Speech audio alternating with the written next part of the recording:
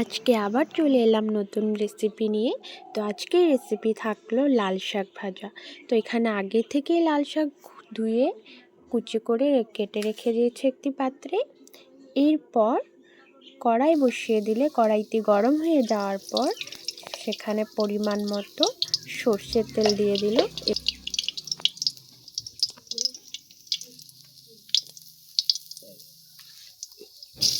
এবার তেলটি গরম হয়ে যাওয়ার পর কটি শুকনো লঙ্কা দিয়ে দিল।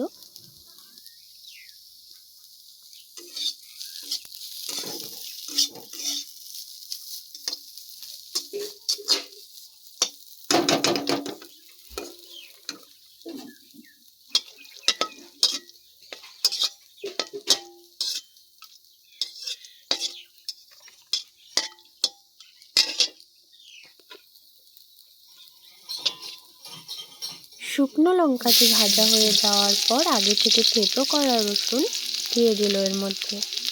এরপর কিছু কাঁচা লঙ্কাও দিয়ে দিল। এবার এগুলোকে ভাজতে থাকলো।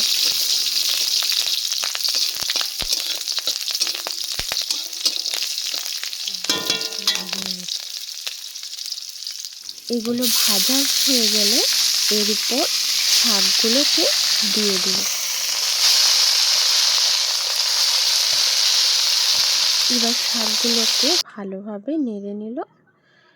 কিছুক্ষণ নেড়ে এর উপর পরিমাণ মতো নুন দিয়ে দিল। নুন দিয়ে আরও কিছুক্ষণ নেড়ে চেড়ে এবার শাকগুলোকে ঢাকনা দিয়ে ঢেকে দিল।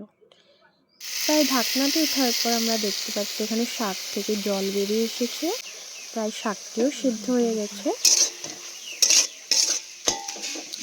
এবার আমাদের লাল শাক ভাজা রেডি হয়ে গেল।